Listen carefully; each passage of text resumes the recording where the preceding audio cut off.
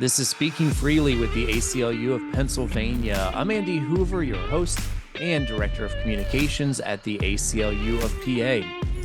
The Pennsylvania General Assembly recently wrapped up its work on the new state budget, so this was the perfect time to bring in Elizabeth Randol, ACLU-PA's Legislative Director, to talk about all that has happened in this session around civil liberties. Liz and I dive into ACLU-PA's priority issues and also talk about emerging issues that came to the fore in this session. And we have an update to share. After Liz and I talked, the State Senate and House passed the bill we talked about on SLAPP lawsuits.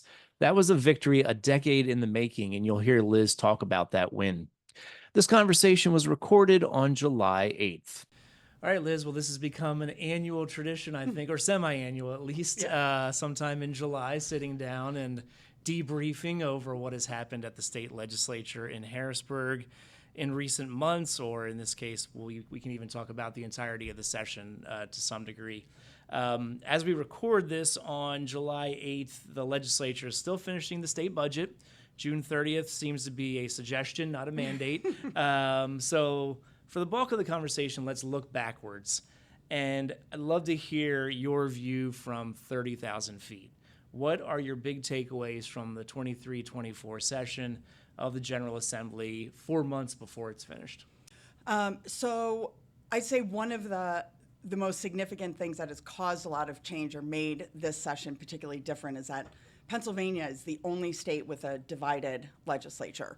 So, which means that we have in Pennsylvania, the Senate is controlled by the Republicans and the House is by a pretty slim majority, but controlled by the Democrats. And so in every other state, their legislatures are majority controlled by either Democrats or Republicans, and many of them have trifectas, which is the sort of the common parlance that we use, the insider parlance, I suppose, for when the governor's seat is held by the same party as the legislature. So in any case, it's been a very long time since that has been the case in Pennsylvania, where we've had a divided legislature, and as a result, 2010 was the last time. It was, and not even for all that long. So I mean, it flipped for a short period of time and then went back. And it's been, I don't even know when the Senate last.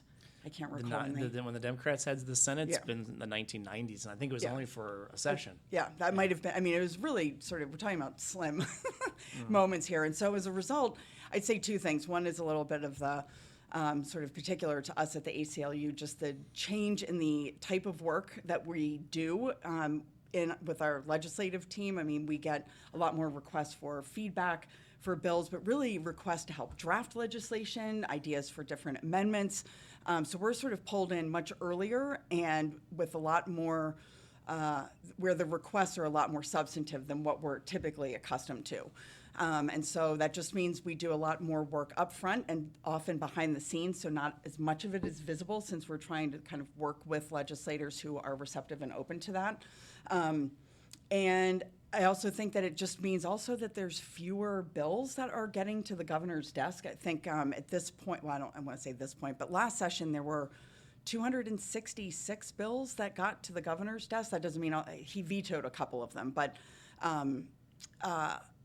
this session we're only up to about a little over 100, 108, 106, something in that neighborhood. And so as a result, you have almost just cut in half the number of bills that are getting to the governor's desk. So there's a lot more interplay between the House and the Senate, and between the D's and the R's.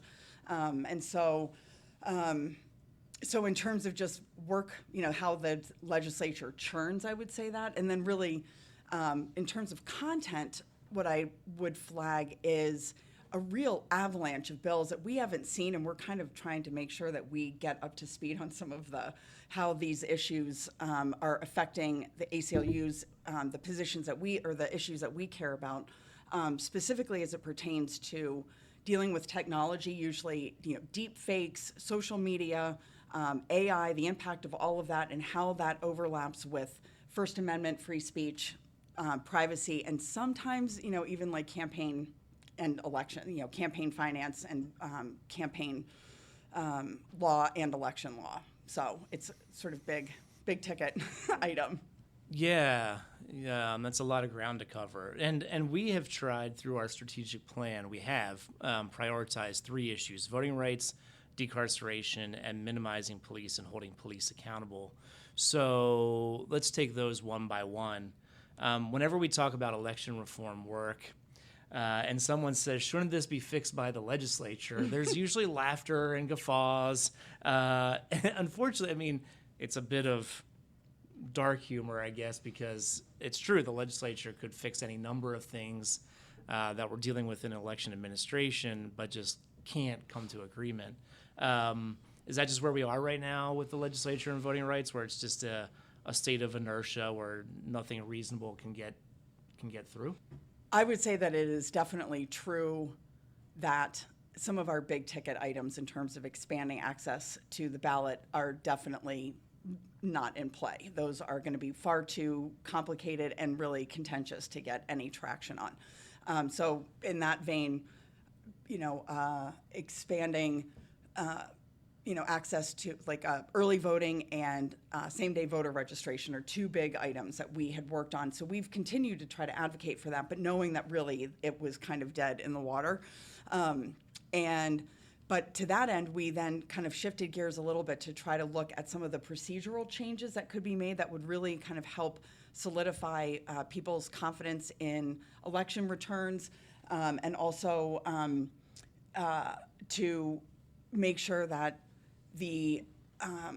that our election law, the procedural aspects to it that are, again, sort of not really super sexy and not headline grabbing, but are important in their own right and could help move the needle or make sure that important parts of our election law is clarified and updated are really critical. And so I'll just mention, and these are also, by the way, really kind of enjoy some decent bipartisan support. So whether that's anything from firming up some of the processes for election audits, to maintaining a chain of custody for ballots as they move through the process.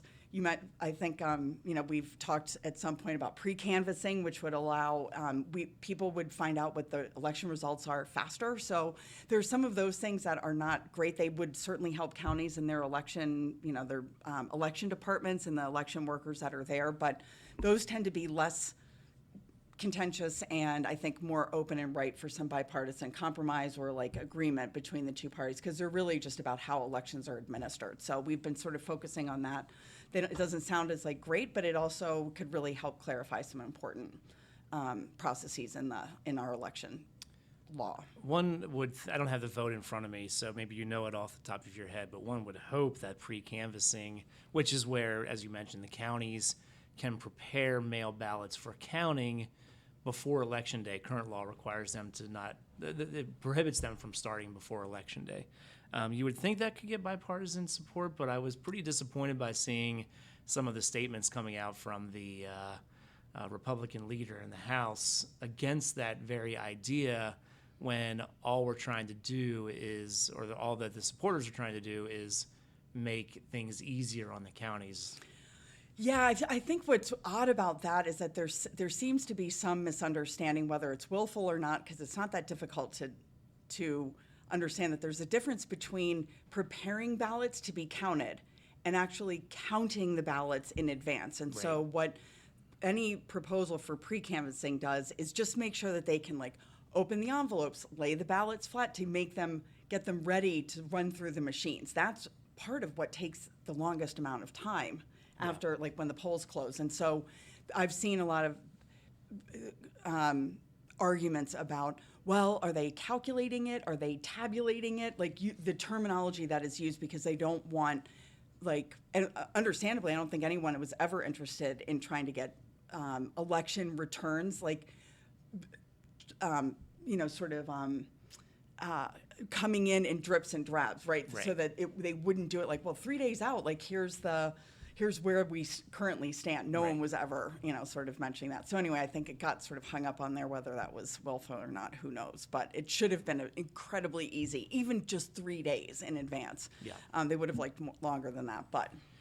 All right, well, on to decarceration. That's another one of our priority issues in our strategic plan. And you love talking about more law, less justice. That is the report that we put out every 2 years after each session ends. It's a report that details the trend of the legislature and governors expanding the number of criminal offenses and also the length of sentences in state law. We've given it the cheeky title of the State House to Prison Pipeline. Is there any movement there? Has the legislature's hunger for answering every problem with more offenses and longer sentences shown any signs of subsiding? Are we getting through with those more law, less justice reports? So, I mean, what's interesting, I will say this. There's definitely some improvement. And I'll say that there's, whether this is because of our incessant repetition about why are you creating a duplicative offense, you can already charge this under current law. We've seen, and interestingly, in a lot of committee and floor comments from Republicans, that now, of course, this is in the House because there are Democrats that are proposing some bills that increase penalties and create new duplicative offenses. And so no one is immune. We've always said that this problem is a bipartisan problem. Yeah. But at least we're seeing some parroting, I think, or at least acknowledgement of some of the concerns that the More Law, Less Justice report sort of hammers on and what we repeat all the time in our memos. It's almost boilerplate language that we send to legislators. But so I think that, again, fewer bills getting across the finish line. There was a big wave of bills that were enacted really as part of the budget trade bills that were on the table during last year's, not last sessions, but last year's in 2023, the budget. And so we had, just an avalanche. And there were not that many bills, but they created a whole raft of new offenses, increased penalties, et cetera, everything from theft of mail, which is just theft. You don't need a theft of mail separate offense with 1 million enhancements and different penalties. Now we have to create an offense for everything that someone could steal. Now there will be a separate offense. That's right, at different amounts of dollar amounts and whether or not they went from house to house. And I mean, so you have theft of mail, which could have literally just been, you could have clarified that mail is someone's property, and therefore if you steal something, that would be sufficient to charge someone with theft. But no, that would be that would make too much sense. And so, we had lowering the thresholds for people to get charged with organized retail theft, which would trigger, everything from a third degree to a first degree felony offense. We had a trafficking bill that just it seemed innocuous, but if you look at the terminology, the way that it expanded offense definitions, created some new offenses, it was a pretty bad bill. These were, again, all sort of Senate bills. And then really for the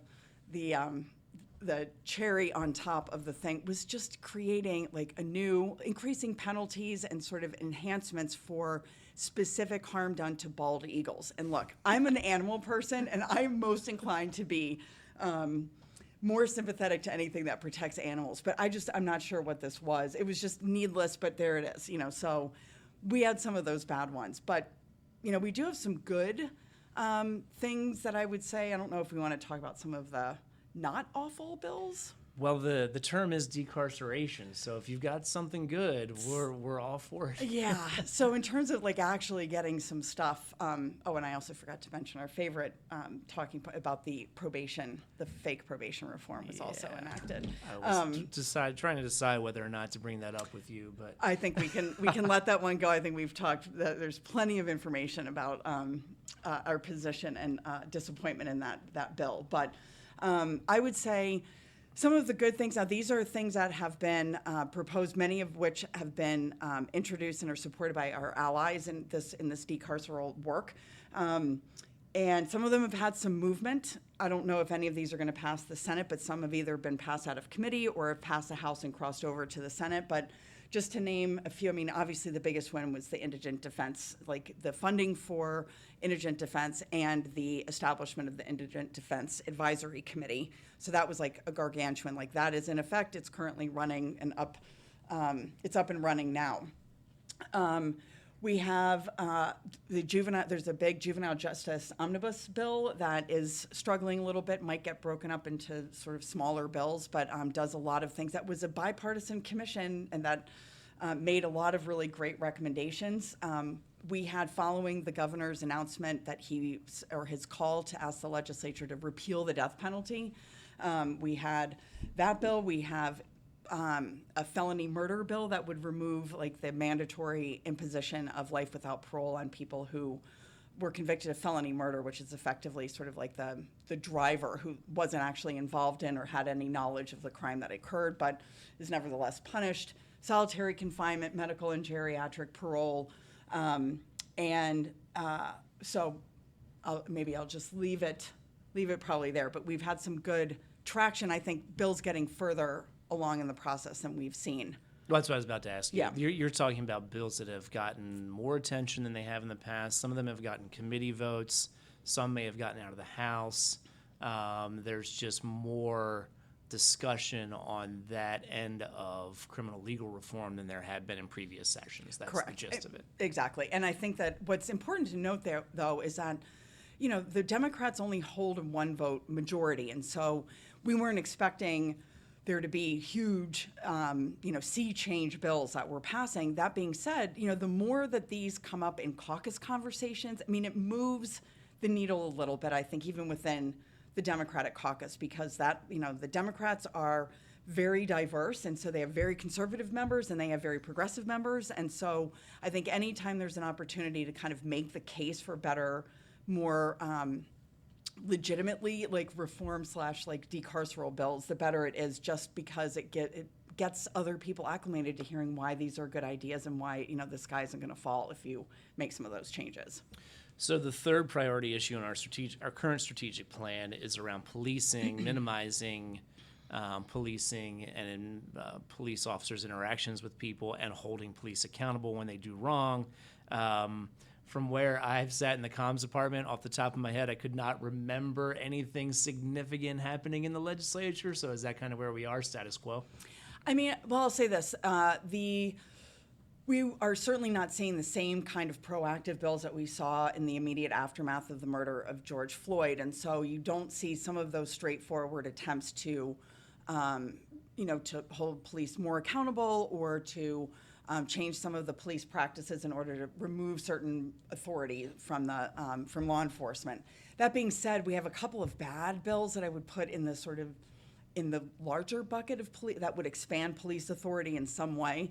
The first is this distracted driving bill, which sounds like, everyone agrees that distracted driving is a problem. But the issue with that is that what it allows police to pull you over for is so ridiculous that we are very concerned that it will be used as a pretext to pull over more Black and brown Pennsylvanians, and that it will undo some of the progress that's been made in municipalities that are trying to get cops away from doing traffic-related stops.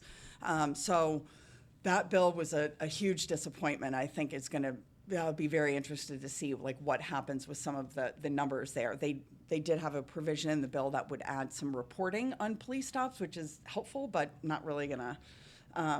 Now they're going to have much more to report on, I think, unfortunately. Yeah, I saw the governor tweeted yesterday he used that as an example of what he called bipartisan common sense legislation. And I was like, it's not exactly common sense, my dude. No. And the on the reporting part that you mentioned, you forgot to mention the tastiest part, which is it's not subject to the open record That's right. law. And it's like, welcome right to to the know universe of body cameras, and so it's like every time it seems like we have a bill that claims some kind of accountability for law enforcement, particularly cops, it's like, well, it's great, except no one's allowed to see the evidence of the accountability. And so, to that end, we also have they passed last year body cameras for parole officers, which is problematic for a couple of reasons. But we also, maybe I shouldn't I'll circle back to this, but I would say the looming specter of pre-conviction DNA collection would massively expand the kind of, it would policing authority and surveillance, but some of them are privacy related rather than straight up sort of law enforcement. But I'll say that we've had a couple of interesting, now these haven't gotten all that far, but I want to rattle them off because there's some creative things that I think are worth mentioning. One is actually one that the Innocence Project has pushed for. It's requiring that all police interrogations are recorded, which would be a huge, like a major win. Also strengthening, Representative Rabb, Chris Rabb, has a couple of bills trying to like close some loopholes in the police misconduct database that had been passed after the George Floyd murder, sort of tightening some of that up, in addition to having a body camera study sort of approved so that the Joint State Government Commission will put out a report on just, how body cameras are used, how cost effective they are, in what ways. And the benefit of those resolutions is that that one did not need approval over in the Senate. So it was just passed in the House. So they're going to have to prepare a report. It's not super in depth, but it's very, I think it might be illuminating to see like how many departments. It offers some detail on how body cameras are currently being used in the Commonwealth. Interesting. There's been some press the last couple years. WHYY did a story, but then the New York Times went even more in depth last fall, I believe, about how often the body camera video actually turns into something or even goes public. And even going public with the footage was hit or miss, or to the point of being somewhat rare. The HYY story I was thinking of from a couple years ago was more about the open records law and the fact that body camera footage is not an open record under the right to know law. But so when you mentioned this study, I just kind of perked up thinking about some of the journalism that's been going on around this issue and how body cameras have not been shockingly, we said it at the time, have not been the panacea that everybody thought that would hold cops accountable for their behavior. Yeah. I mean, look, they are not bad, but at the same time, nothing is really probably going to be a panacea, but I still think that trying to address things like not having it under the open records law is just an absurd. I mean, it's on its face, it's laughable and offensive, to be honest. I just cannot believe that one could claim you have body cameras that are supposed to obtain some kind of accountability and transparency, and yet, good luck getting the footage, right? Right. And a couple of other ones.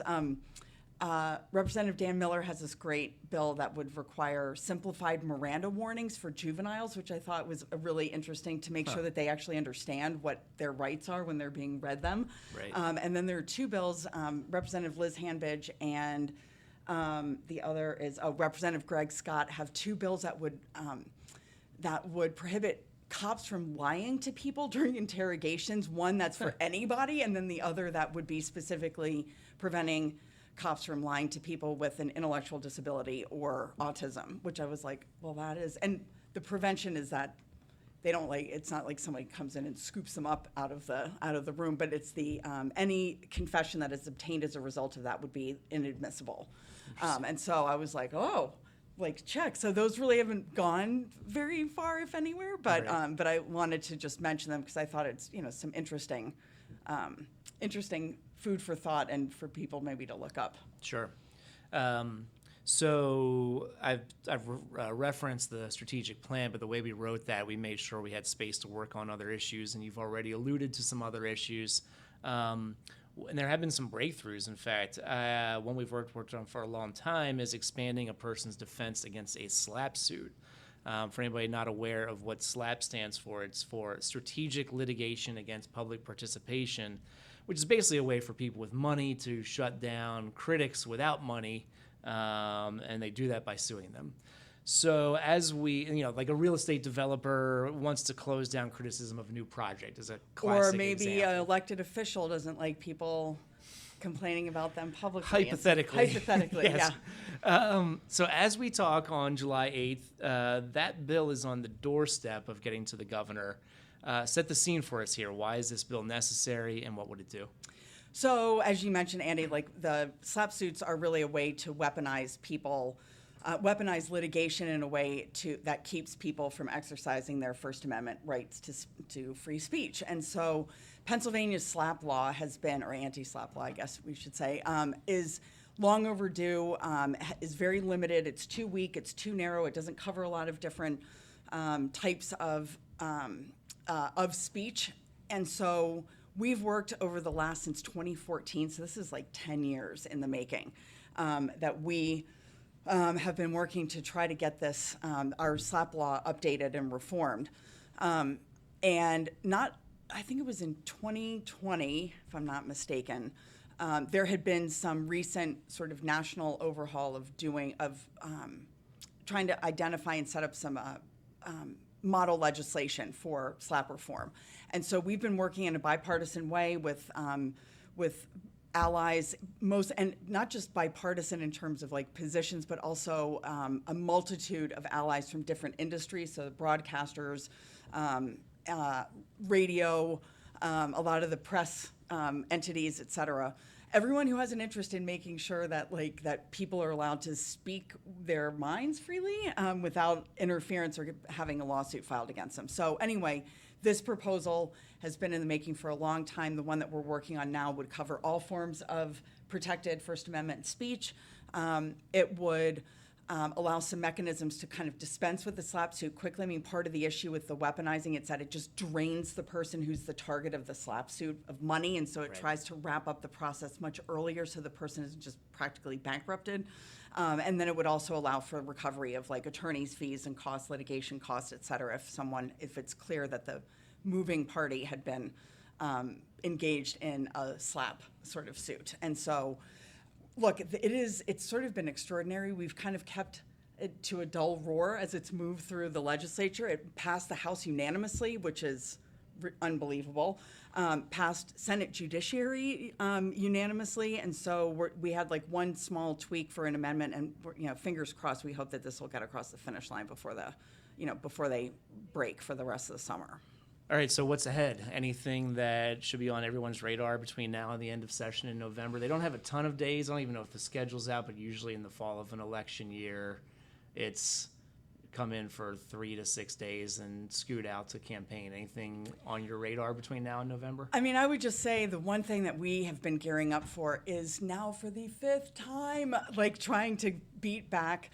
We've defeated similar bills as this 4 times in the past. You would remember even more than you've been here for all 4 prior times, but trying to prevent Pennsylvania from collecting DNA upon arrest. So before someone is ever convicted of an offense, before they're even charged, they would be able to have their DNA collected. That would include children, so minors, so juveniles as well, for any arrest. I shouldn't say any arrest, but the number of offenses that this bill would cover that when you would be arrested include a lot of nonviolent offenses, include offenses for which there is no DNA even available at the scene, for there to be. So it is like mass DNA collection. And Pennsylvania is usually a little bit better about some of these privacy-related issues. This is where we really see what I like to the sort of horseshoe effect of politics, where you have more conservative libertarians like opposing it, in addition to the progressives opposing it. So hopefully we'll be able to. Our best success has always been in the House at beating this back, but this is a Senate bill. It's Senate Bill 988. And so I've been sort of amassing a lot of information, getting ready for yet another battle on this unbelievably terrible idea. So. Well, Liz, thank you. That's a lot. And it's great to hear good news mixed in with the bad news. You and our colleague Beyonce Hammond go to the Capitol, so the rest of us don't have to. So thank you for your service. Indeed. Well, thank you for passing the baton to me, Andy, our former ledge director. Right. All right. So thanks, Liz. Great to talk to you. Absolutely. You too. Thanks, Andy. That's ACLU-PA Legislative Director Elizabeth Randol. You can find more information about the bills we've worked on this session by going to aclupa.org/legislation. On that page, you'll find the memos we've sent to legislators, and be sure to check out our legislative scorecard to see how your state rep and senator voted on civil liberties. That brings episode 86 to a close. The editor of Speaking Freely is Natalie Montero. Our opening theme is by Moody Finn, and our closing theme is by Elliot. Both are courtesy of bensound.com. The executive director of the ACLU of Pennsylvania is Mike Lee. I'm Andy Hoover. Until next time, be free.